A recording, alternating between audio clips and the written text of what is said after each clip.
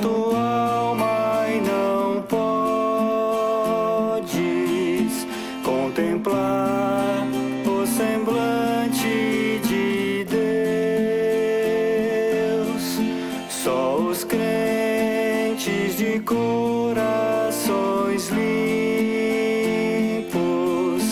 poderão ter o gozo dos céus. Meu amigo, hoje tu tens a escolha, vida ou morte, qual vais aceitar? Amanhã pode ser muito tarde. Hoje Cristo te quer libertar. Se decides deixar teus pecados e entregar tua vida a Jesus, trilharás se na última hora. Olá, meus irmãos, com muita alegria vos cumprimento na paz de nosso Senhor e Salvador Jesus Cristo. Uma alegria para nós estarmos mais uma vez juntos para estudarmos, meditarmos na palavra de Deus neste dia que Deus nos concede por sua imensa misericórdia. Hoje iremos refletir um pouco sobre mais um fato interessante, né? Sobre aquilo que está registrado acerca do Espírito. Claro que o faremos bem brevemente em Lucas e Atos, trazendo uma reflexão para os dias atuais. O texto que nós iremos meditar encontra-se no livro de Lucas, no capítulo 1, no verso 21, verso 22, e Atos, capítulo 2, do verso 1 até o verso 4. Diz assim, então, o texto sagrado. E o povo estava esperando a Zacarias e maravilhava-se de que tanto se demorasse no templo. E saindo ele, não lhes podia falar, e entenderam que tivera alguma visão no templo. Falava por acenos e ficou mudo. Cumprindo-se o dia de Pentecostes, estavam todos reunidos no mesmo lugar. E de repente veio do céu um som, como de um vento veemente, impetuoso, que encheu toda a casa em que estavam assentados. E foram vistas por eles línguas repartidas como de fogo, as quais pousaram sobre cada um deles. E todos foram cheios do Espírito Santo e começaram a falar em outras línguas, conforme o Espírito Santo lhes concedia que falassem. Graças a Deus por essa palavra. O texto que nós acabamos de ler enfatiza, na verdade, ele destaca aqui o ministério do Espírito. O centro desta palavra, vamos dizer assim, o esqueleto dessa palavra traduz para nós o ministério do Espírito. Claro, sob um aspecto, porque se a palavra de Deus é como um martelo que esmiuça a penha. Então, vejam bem, nós acabamos de ler trechos em Lucas e no livro de Atos dos Apóstolos.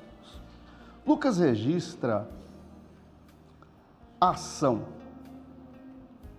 os eventos que marcaram o ministério, a vida de Cristo, relacionados ao Espírito.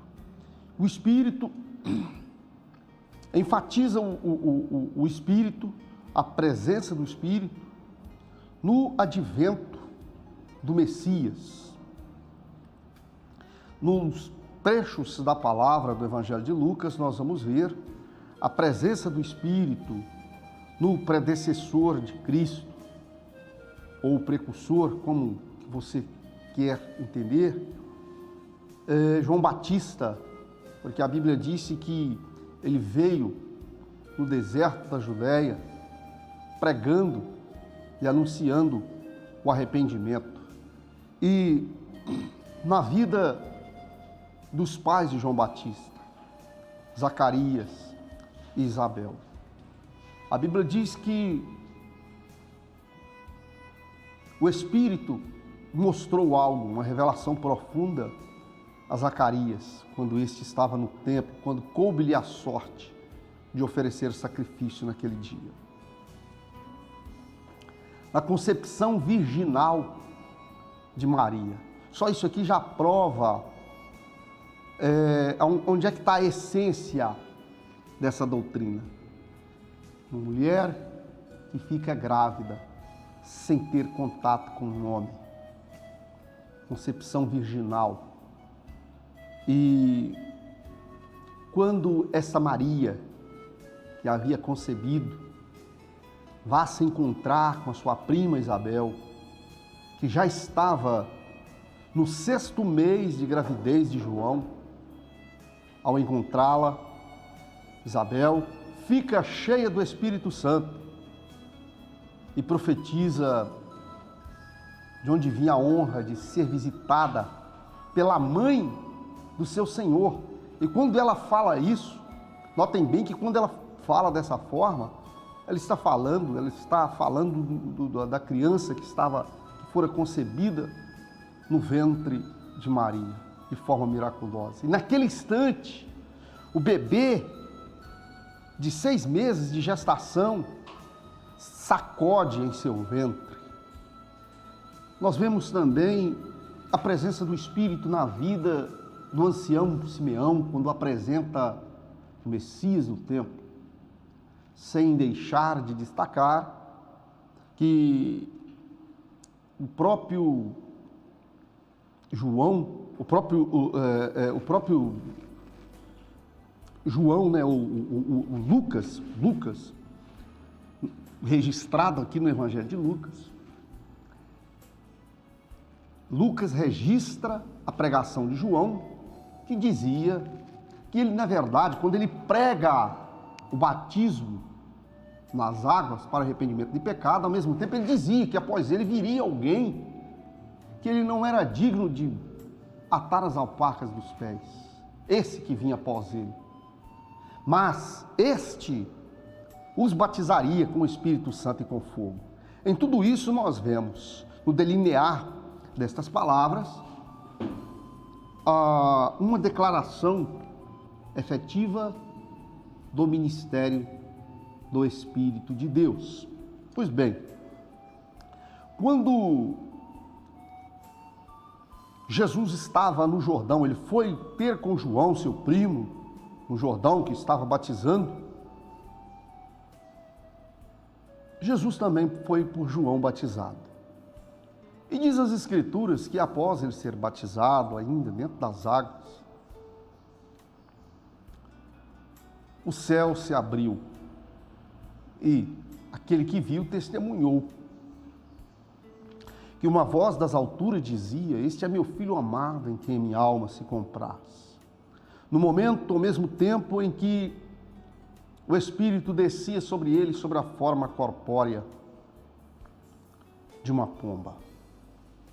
Esse fato, registrado pelo próprio João, ocularmente, e que Lucas tomou conhecimento para colocar nos registros sagrados, no seu Evangelho, serviu de base para robustecer a mensagem de João, que dizia que aquele era o Filho de Deus. Porque notem bem que a palavra diz que Deus, o Pai, dizia: "Esse é meu Filho amado, em quem a minha alma se compraz."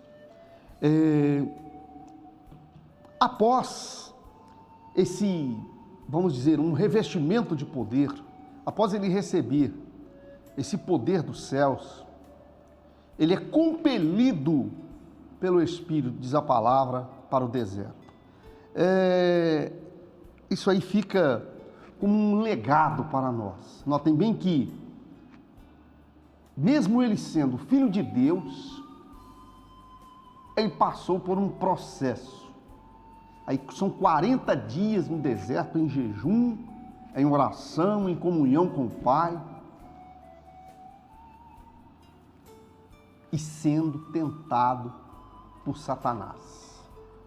Nós conhecemos muito bem aquelas 3 investidas terríveis de Satanás contra Jesus enquanto ele estava no deserto.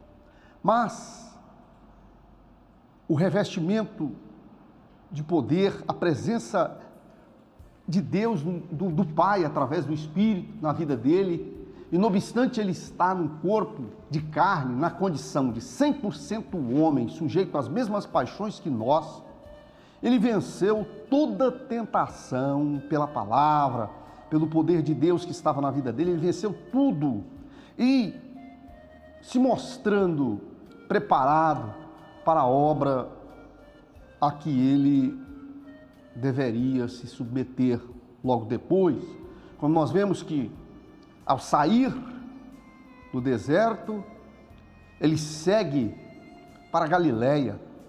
Na Galileia,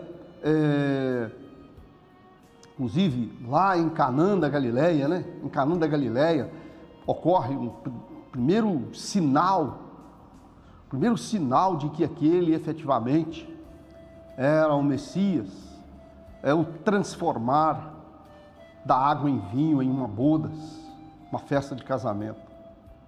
Interessante que o seu primeiro milagre é um fato recheado de informações importantíssimas relacionadas ao Evangelho e à salvação, o Evangelho da restauração,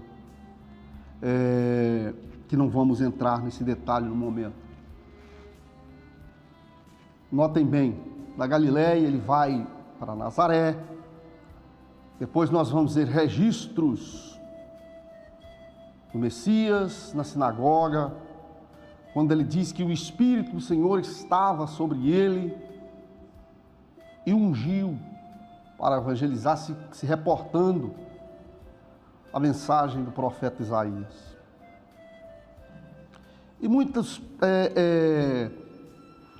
outras situações nós vamos ver, né, que o próprio Senhor declara, que o Espírito o teria qualificado com unção para curar, para libertar, para fazer toda a obra de Deus. É só nós imaginarmos que em uma determinada ocasião, mais adiante,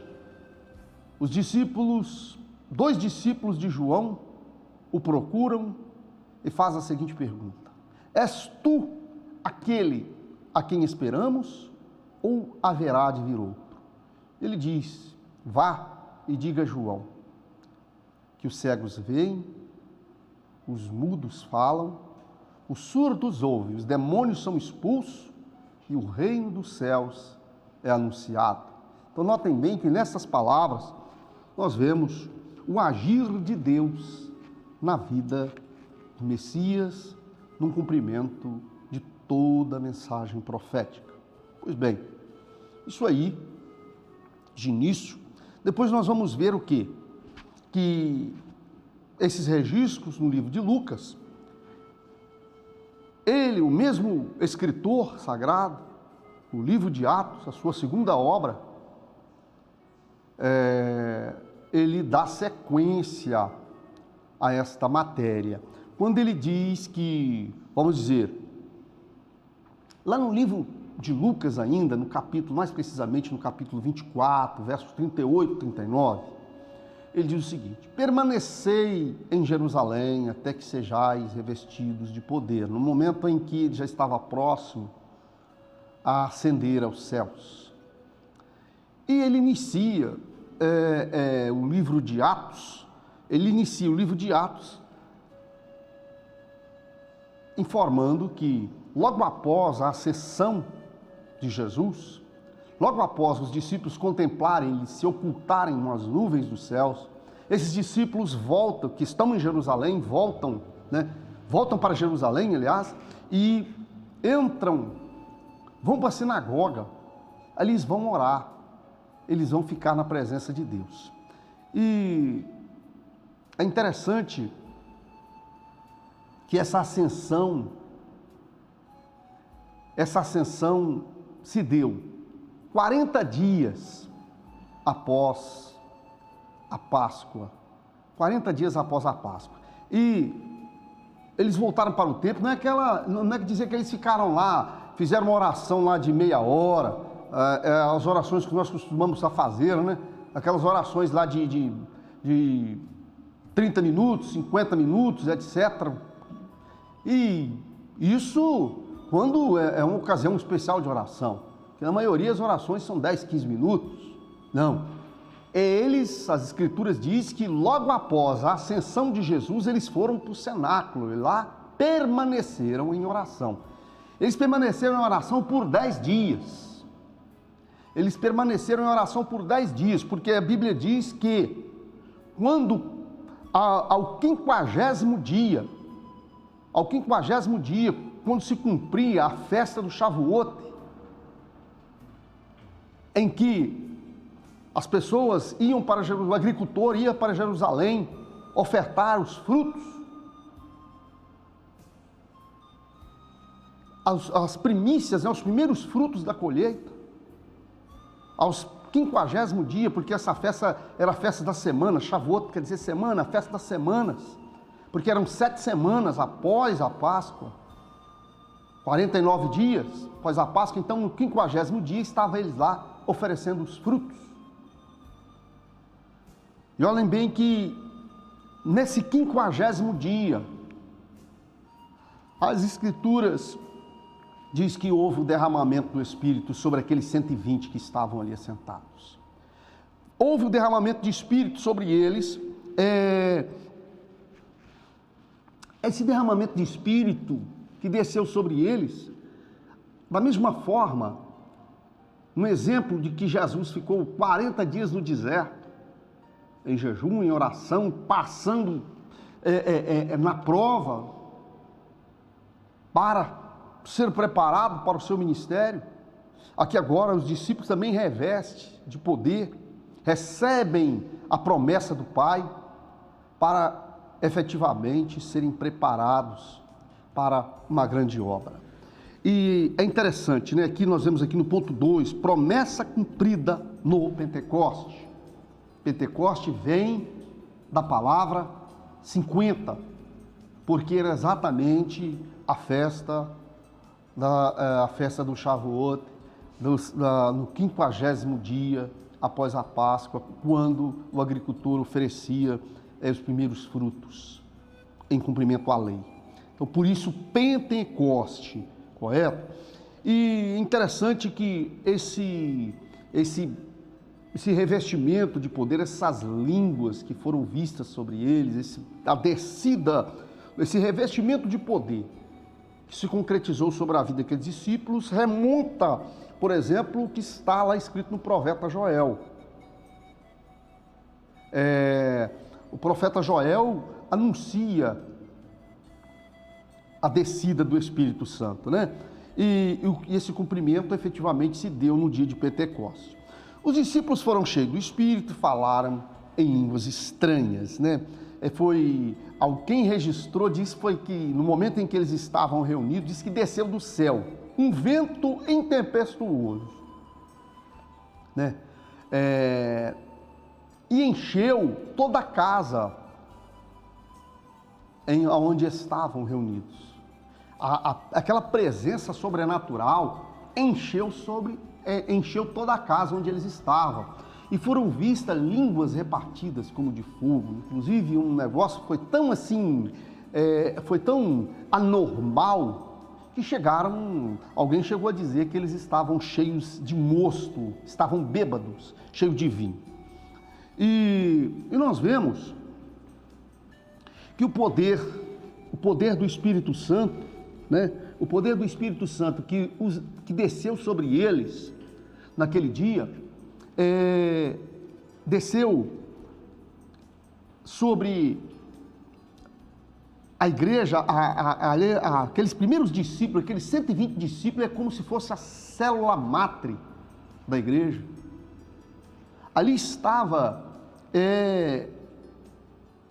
eu diria, a concepção da igreja. Porque agora são só 120 discípulos, mas inclusive isso é tão interessante, é tão importante, inclusive dentro daquilo que nós queremos ainda mostrar para vocês, que há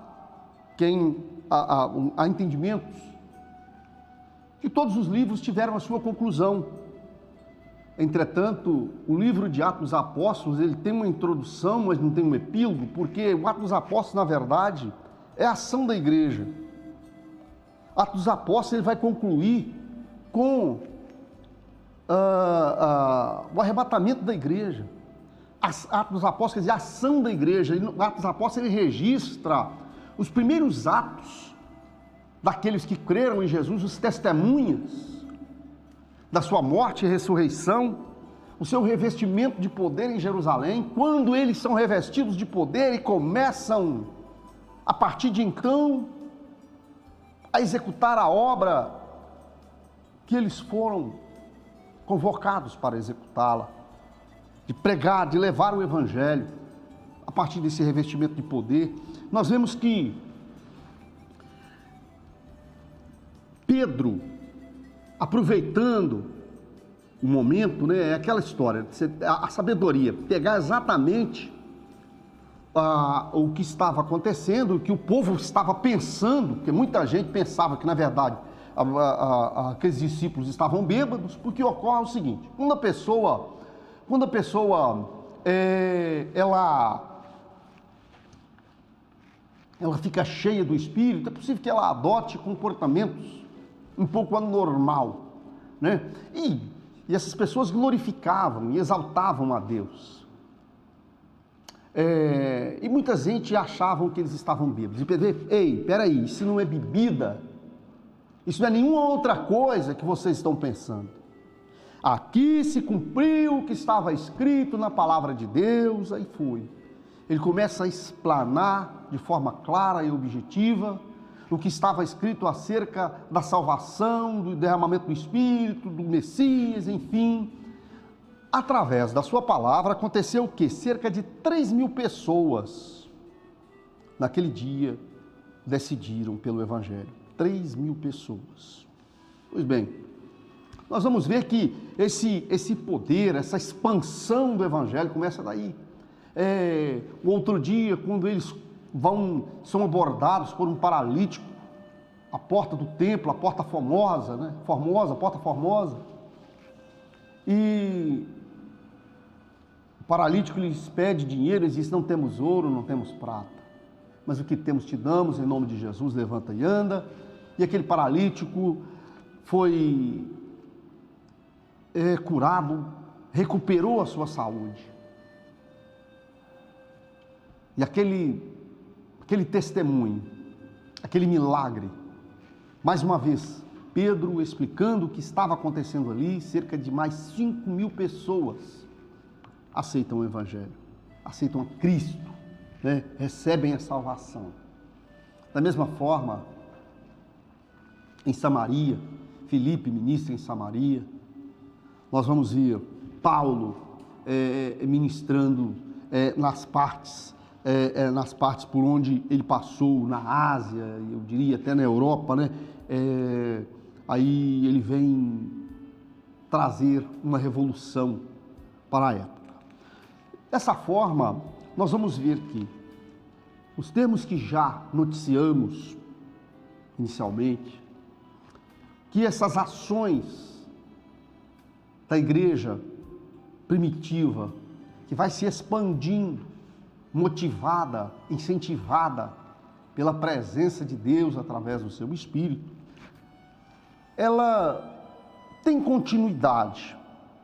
É muito comum nós ouvirmos, por exemplo, que o Espírito Santo foi só para aquela época. O derramamento do Espírito se deu apenas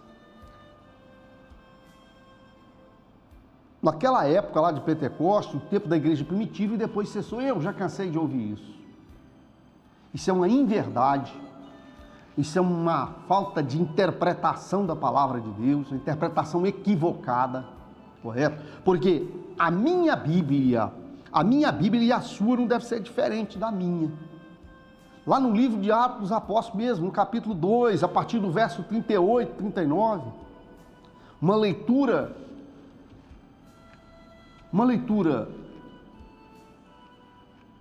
consciente, uma leitura inteligível, vai ver com facilidade que Pedro diz que aquelas bênçãos era, naquele momento, um cumprimento das Escrituras, seria para aquele momento, depois para aqueles que seriam alcançados ali para frente, para todos quanto Deus nosso Senhor chamar. Ou seja, eu diria que Jesus, ele veio abrir uma porta. Ele veio abrir uma porta, isso está lá naquela parábola do grão de trigo. Se ele não for lançado na terra, ele não se multiplica. E o fator da multiplicação está. Ele morreu subiu ao céu para que o Espírito pudesse vir. E agora, através do Espírito, essa obra, Deus, ele atende a cada um de uma forma muito especial, entendeu? É isso aí, a experiência pode ocorrer. Vamos ver o que diz aqui, ó. A experiência pode ocorrer junto e após a regeneração. Ressalta que os pentecostes, os discípulos já tinham o Espírito Santo. Todos os salvos em Jesus recebem o Espírito Santo no momento da conversão. É interessante que quando, uma certa ocasião, Jesus orou pelos discípulos, soprou sobre eles e disse: recebei o Espírito Santo. Então, quando eles estavam lá no dia de Pentecostes, que eles foram revestidos de poder, o Espírito Santo já estava na vida deles. Naquele momento foi um batismo, foi um revestimento de poder, foi uma situação totalmente sui generis, correto? Olha só, em vista disso, a exemplo dos primeiros cristãos, a igreja atual, aqui está escrito a igreja odierna, a igreja atual deve buscar o revestimento de poder. Então, o revestimento de poder, meu irmão, minha irmã, é para nós, é para os nossos dias, é para agora, entendeu? E olha só que coisa interessante, eu quero registrar aqui nesse segundo subtópico do terceiro ponto: as línguas como evidência inicial. As línguas como evidência inicial, do grego, né? Glossolalia, faz nos lembrar de um fato interessante. Quando Deus, inclusive isso é uma parte observada por Meyer Pelleman em sua obra O Espírito Santo.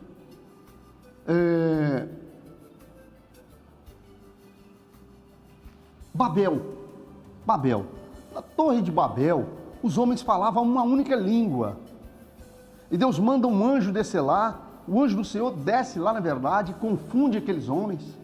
Por quê? Eles falavam uma única língua, mas de repente,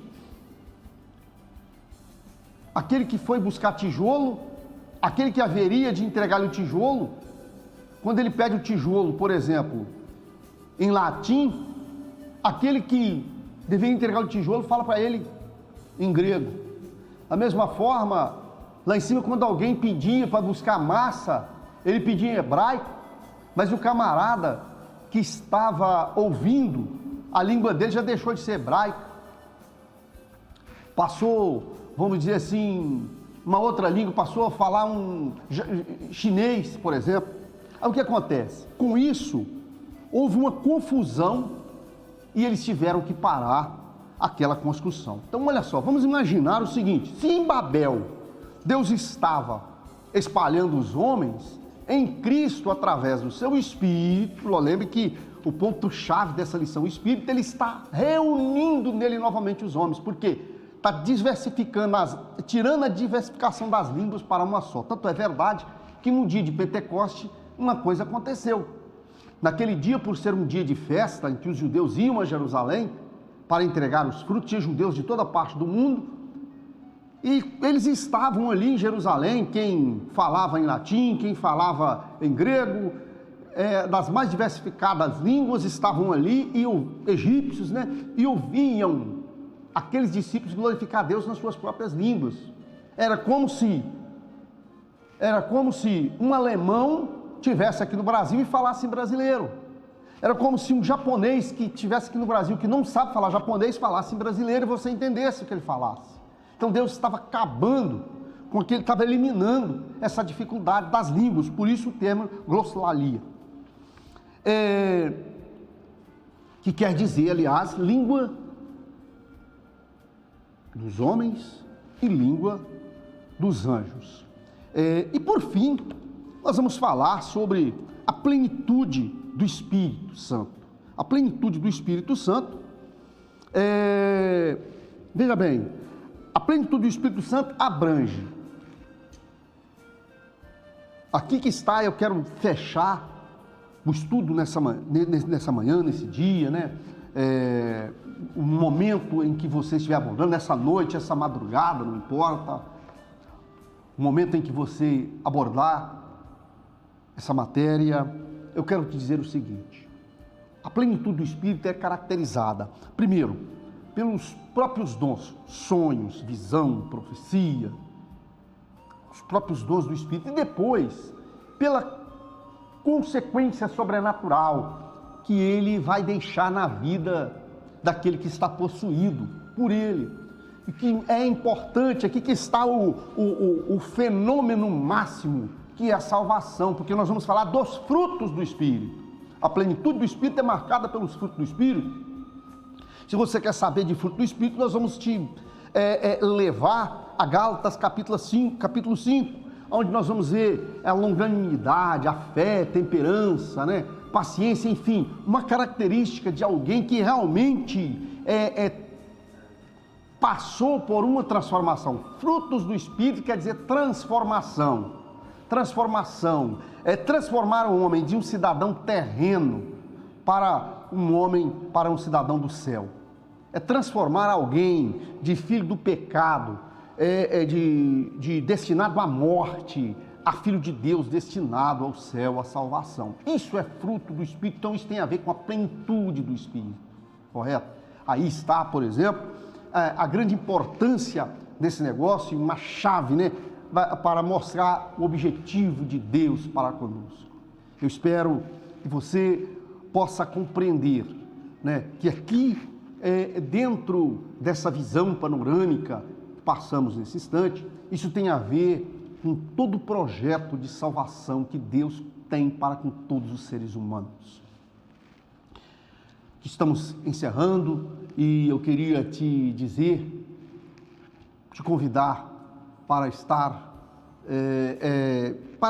conosco em outras ocasiões, assim sendo, para que isso pudesse se efetivar, que você se inscreva no nosso canal, se ainda você não é inscrito. Queremos continuar juntos estudando a palavra de Deus. Quero nesse instante estar orando por você.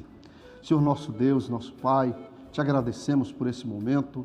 Eu quero pedir a Ti, ó Deus, que abençoe, ilumine essa vida, essas vidas que nos acompanham, essas pessoas, Senhor, que interagem conosco através deste estudo.